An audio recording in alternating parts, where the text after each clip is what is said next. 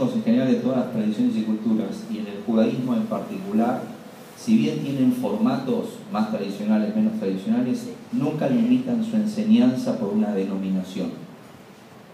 O sea, nunca por ser más o menos ortodoxos o observantes, cierran la compuerta.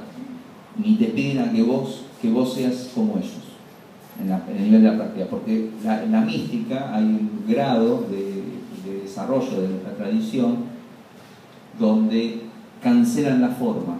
Saben que toda la forma de lo ritual no es lo esencial, lo preservan porque la mística se da dentro de la tradición.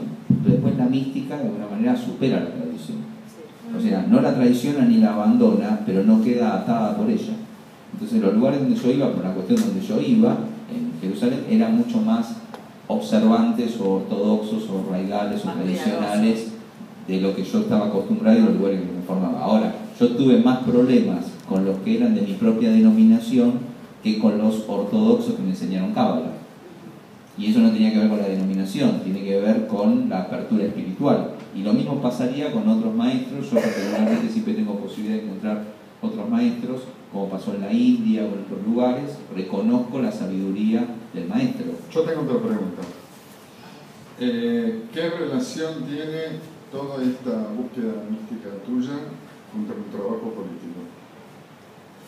Y para mí es, sí, para mí, bueno, algo lo planteaste antes, para mí es esencial, porque justamente una de las expectativas sobre lo que, cómo se armó el libro, una de las expectativas que había sobre lo que yo tenía que escribir era justamente temas que tengan que ver con la política, con la realidad nacional o con los problemas que estamos transitando todos los días. Y yo tenía necesidad que si escribía algo, pero por mi necesidad tenía que ser algo vinculado al espiritual y al sentido. Y le he puesto Kabbalah con Kant, ya está.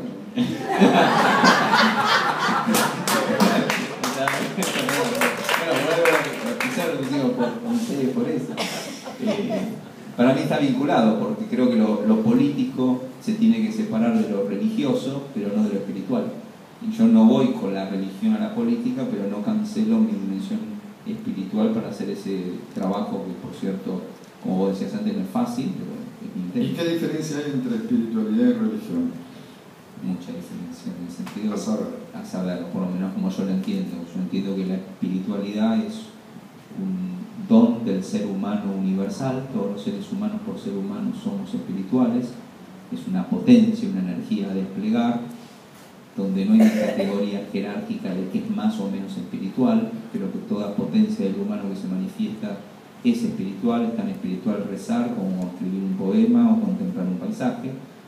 Y luego la religión es un camino de la espiritualidad que se divide a la vez en dos formas. Una es la religión como institución, que lamentablemente por solamente ser institución tiene los atributos de autoridad y poder.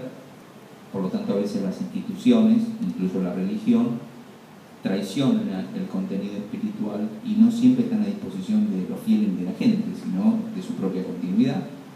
Y la religiosidad, que es la manera en que determinadas personas vivimos la espiritualidad dentro de una religión. O sea que el auge actual de la espiritualidad podría pensarse como una fuerza que desbordó de la religión. Por suerte, para mí por suerte. Para mí el salto cuántico de lo que viene es que no se cancelan las religiones, ni mucho menos, sino que ellas alimentan un nuevo orden, que es que todos los seres humanos aceptemos en la riqueza de nuestras diferencias, que por ser espirituales formamos parte de lo mismo y que hay todos senderos diferentes del mismo camino. ¿Y qué pensás de alguien que es ateo? Yo lo que digo con respecto, digamos, al tema del ateo, que existe gracias a Dios, en la doble acepción, que es parte de la misma conversación por esta dimensión que acabamos de hablar. Si nosotros tenemos una conversación espiritual, no tiene ninguna relevancia si soy creyente o ateo, si tenemos una conversación espiritual. Y como ese común denominador en realidad nos hace vibrar no en la creencia, sino en la esencia de que somos humanos, por eso los demás atributos son parte del ingrediente de la conversación y la discusión, donde no tenemos que coincidir, y creo que potencia el encuentro, como podríamos tenerlo ahora sobre Dios, pero me parece que es bueno ese común denominador. Sobre ese común denominador, después yo diferencio dos cosas. Una, lo que Dios es, en caso de existir lo que es, y lo que nosotros decimos que es. Como yo creo que cuando nosotros discutimos, conversamos, escribimos, etc., en realidad no estamos sobre Dios o lo que es o no es, sino sobre lo que nosotros decimos. Como eso tiene copyright humano y cultural, es una discusión simétrica. Yo creo que es tan válido creer como no creer, que exista como que no exista la idea que tenemos nosotros respecto al tema de Dios. Y como Dios... Sos bastante ateo, te digo entonces. Como Dios... Es una visión muy... Bueno, yo creo que Dios no depende de nosotros, ni lo que creemos, ni lo que pensamos, también gracias a Dios, si no estaría en problemas. Creo que es un tema que corre por cuenta nuestra. A mí me hace bien, y bueno, podemos extenderlo, sostenerme en mi espiritualidad bajo la fe en Dios, pero eso a mí no me pone en lugar diferente. A mí muchas veces me parece que lo más importante de la frase yo creo en Dios no es tanto Dios, sino yo creo, que es lo que a mí no me pasa. Yo no tengo la estructura de la fe. Claro, no tengo fe. Porque no crees en Dios, entonces crees en la naturaleza. No creo. Bueno, es lo mismo que decía vos de la filosofía. Si la filosofía es estar pensando como pensaban con las túnicas blancas en Roma o en Grecia, o la filosofía es una disposición energética de lo que uno es y hace. Yo te diría que con creer o no creer tenemos una importante discusión, pero la esencia para mí de lo espiritual pasa por el ser, no por el creer. Y ahí es donde podemos... Yo creo que hay gente con la que uno se lleva bien y comería un asado, y gente con la que uno no se lleva bien y no comería un asado. Claro, puede ser. Básicamente. Pues en ese grupo puede haber sindicalistas, peronistas. He comido asados con sindicalistas. Está bien, pueden ser kosher. Tengo un amigo católico. Bueno, yo creo que habría que dejar acá, excepto que ustedes quieran decir algo, porque es el momento justo en donde todo lo que construimos se empieza a deteriorar, cuando se hace largo. Y creo que hay unas copas de vino ahí, o no eran para este momento. Sí, vamos a aprender ahora. Sí, dale, si hay preguntas, por supuesto. Sí. Mira, Sergio, ya que él le tocó el tema política, mi pregunta es, ¿cómo resistís estar en un medio tan rudo y tan, no sé... Con rudo estuviste mal. como la legislatura? ¿Cómo podés discutir con gente que evidentemente tiene otras cosas en la cabeza que no son en general las que yo admiro en la tuya? La gripada. No parecen ser discusiones muy espirituales. Sí, no son. No, pero si yo pudiera responder, yo creo que eso es una genialidad de su parte. Poder estar siendo así ahí es valiosísimo. Por eso lo pregunto, porque me asombra. No, sí, a mí también. No, lo que quiero decir sobre este punto en particular es dos o tres cosas. Una es, cuando yo tomé la decisión, que es un momento, que no es este, fue un momento, gracias a Dios, o sin Dios, pero yo lo agradezco, hice un presupuesto de cancelar el 50% de mi capital. Hice una cuenta, y dije, yo el 50% de lo que tengo lo pierdo, no lo invierto. ¿Pero capital de plata o...? No, justamente de plata no, de lo único que yo tengo, que era el reconocimiento, el prestigio, la idea que mientras vos haces el diagnóstico todos te aplauden, pero cuando tenés que... Pero fue una poda, cortaste un poquito para... Ojalá, bueno, está por verse eso, pero... Entonces, ¿qué hice? Cancelé el 50% y el otro 50% lo invertí. Puedo quedarme con cero, pero esa fue mi cuenta. ¿Qué significa? Cuando vos ya tomas partido por cualquier cosa, estás partido. O sea, no puedes representar a todos y no todos van a acordar, etcétera, etcétera. Eso yo tengo que agradecerle el entrenamiento de la comunidad judía, que me hizo un especialista además de internas, en no conformar nunca a nadie y estar todo el tiempo recibiendo las críticas sanas que te templan respecto a que cualquier cosa que hagas para un lado o para el otro igual está mal, para alguien seguro. Entonces esa parte yo ya venía templado, sabía que venía así.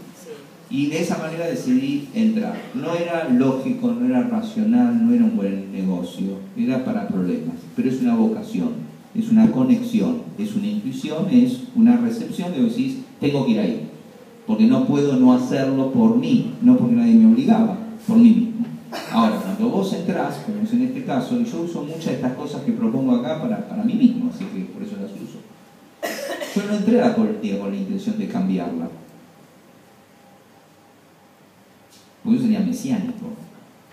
Yo no intenté cambiar, no. Yo entré con la idea de contribuir, por una sola razón, porque me di cuenta que ellos, lo que vos hablas de ellos, cuentan con que nunca nos vamos a meter, Y yo ya me había pasado 10 años pidiendo que se vayan todos, como hicimos todos, y observando lo que sucedía, dando testimonio de lo que no iba a cambiar. Nada más que por una cuestión de teorema por el absurdo. Yo sabía que afuera no cambia y que la política se la cambia con más política y adentro. Después hay que decidir si entrar. Pero eso yo lo vi por equivocarme, no por tenerla clara, por haber laburado tantos años desde esa dimensión. Ahora, cuando entro a la política voy a contribuir, pero yo entro a la política no para cambiarla, sino para asegurar que no me cambie, que es todo mi trabajo de todos los días. Cuando digo no me cambie, no es que la corrupción, la perversión, no te cambie, es no perder tu eje. Si vos estás en la legislatura y escuchás lo que escuchás, vos tenés que seguir pensando lo que pensás y cuándo vas a poder aportar.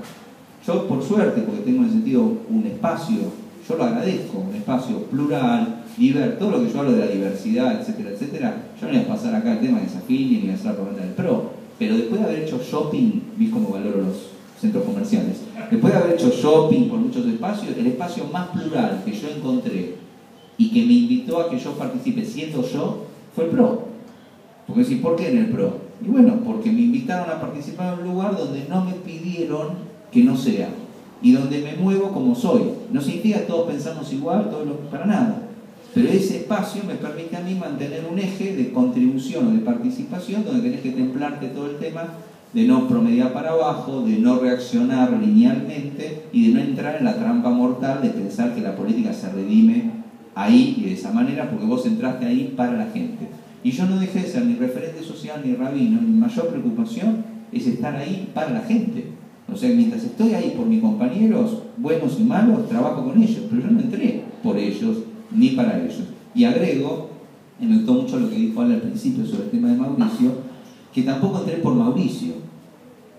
Yo entré a un espacio que lidera Mauricio y trabajaré por el objetivo político que tenemos, que él llegue a ser presidente, aunque parezca increíble, pero eso es lo que nosotros creemos que tenemos que hacer en el espacio.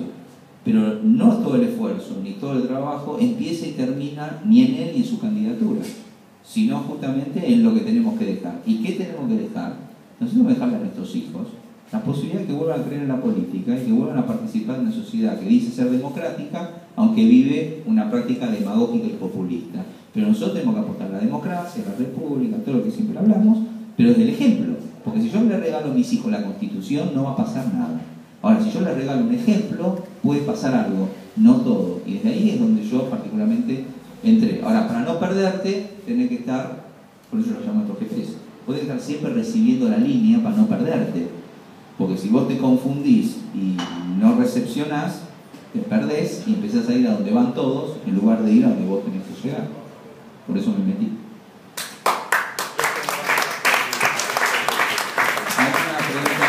Ale tiene razón, empezamos.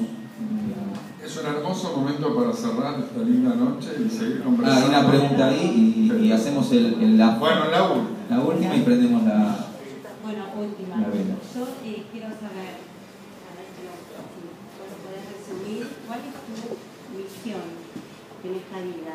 Y en estos libros que vos hiciste, ¿qué pedazo de esa misión quisiste dejar? ¿Cuál es tu misión en esta vida y en este libro qué pedazo hiciste de esa misión? Buena pregunta. Sí. Nada, es... no te explico. ¿Lo vas a hacer vos? No. La de ser maestro, porque de hecho mi vocación es esa. Y la idea de ser un rabino, por eso lo discutía, con Ale, ahora vamos a hablar de eso. Un rabino que no es un sacerdote, sino que es un maestro, tiene como vocación la docencia. Y yo particularmente, cuando me preguntan de todas las cosas que yo hago, yo todo el tiempo hago lo mismo, en diferentes ámbitos, de otra manera, pero para mí yo sigo haciendo siempre el mismo trabajo, que es ser maestro, ser docente y enseñar. Y en este caso, de este libro en particular, que por eso yo vuelvo a insistir, el primer libro lo tuve que escribir no porque quería, sino porque me lo exigían, que fue el Manifiesto Cívico Argentino, que tenía que ver por qué yo salía del gueto y del templo a la calle. Eso fue lo primero que escribí. El segundo que escribí se llamó Argentina Ciudadana, con la idea de recorrer todo el país en función de los valores de la construcción cívica. El tercero, que era el único que yo quería escribir, que por eso es difícil de leer, se llama Celebrar la Diferencia, que es un libro donde yo menciono todas las fuentes de las que me nutrí. Las fuentes bibliográficas, maestros concretos y maestros a través de los textos. Y donde ahí está para mí el eje conceptual de lo que vengo a enseñar, desde el punto de vista más filosófico o general. Y el tema de Cábala es una herramienta práctica de lo que yo recibí en bendición, lo quiero compartir. Porque yo lo recibí en el sentido de que alguien me lo enseñó. Y tengo una especie de carga, si querés llamarlo de una manera, de cómo hago para poder multiplicar el bien que yo tuve al recibir esa instrucción para hacerlo lo más abierta y de alguna manera más amplia y universal, que eran los dos nombres del libro que no fueron, que era Cábala para Todos. No llegamos ahí todas, era Cábala para Todos, y el otro, que también era Cábala Abierta. Entonces no pudimos usar ninguno de los dos nombres por razones obvias, a pesar de que tenemos acá varios amigos que saben que cuando nosotros en la comunidad armamos un partido político antes del PRO, yo participé del partido comunitario, se llama Amias de Todos. Que se llamaba así, que se llamaba Amias de Todos. Cuando hicimos la primera campaña, se llamaba antes de toda esta era. Por supuesto, no le vamos a ir a pedir los derechos de autor, ni mucho menos, pero esa es la idea, esa es la vocación. Una última cosa para hacer nuestro break y quedarnos con lo que quieran compartir. Estamos los dos tratando de pegar las velitas.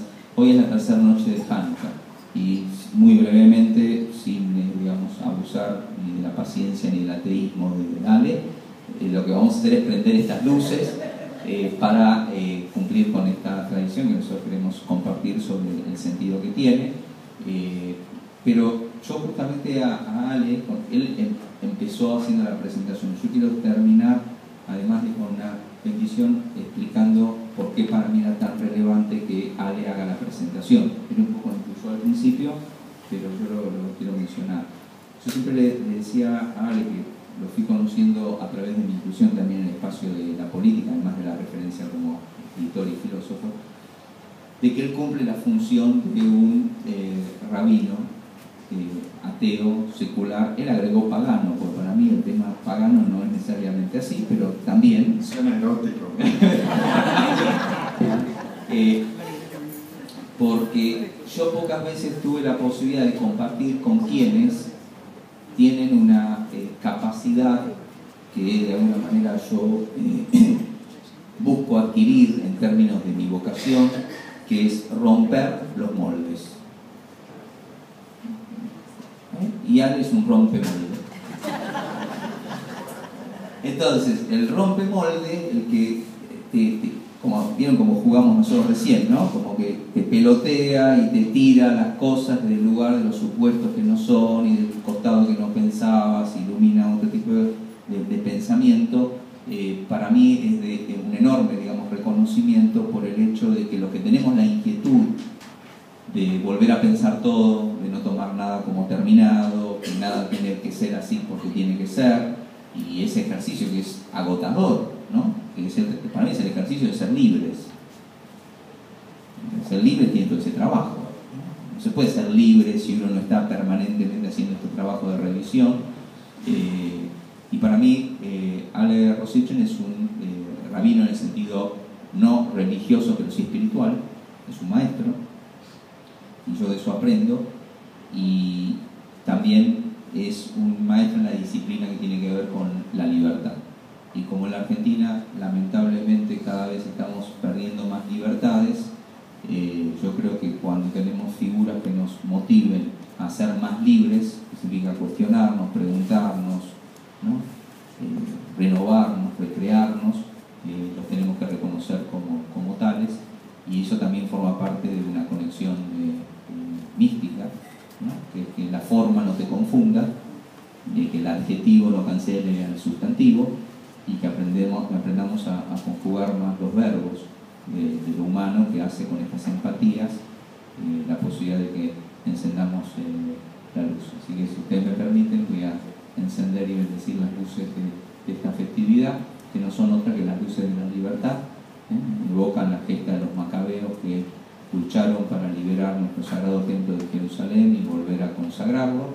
De ahí la palabra Hanukkah, que es volver a consagrar. Y también de ahí viene la palabra Jinuj, que es educar, que la raíz en hebreo de educar tiene que ver con consagrar e inaugurar.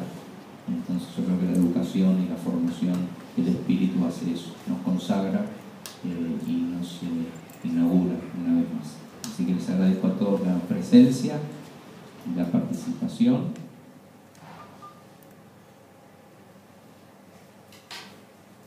Y vamos a agradecer la luz que hoy encendemos. Baruch atah Adonai Eloheinu melech haolam, asher קידשנו במצוותיו וציוונו להדליק נר חנוכה.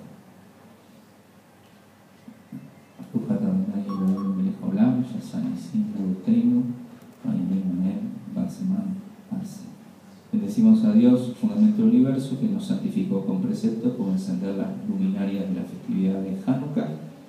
Entonces, Dios, que lograste estos milagros y le diste salvación a nuestros antepasados en ese tiempo. Muchísimas gracias a todos por haber participado, por haberse acercado. Otra vez, Andy, gracias por recibirnos en tu casa, y muy especialmente, querido Ale, agradecido por tu ser, tu hacer y fundamentalmente tu pensar, que nos hace sentir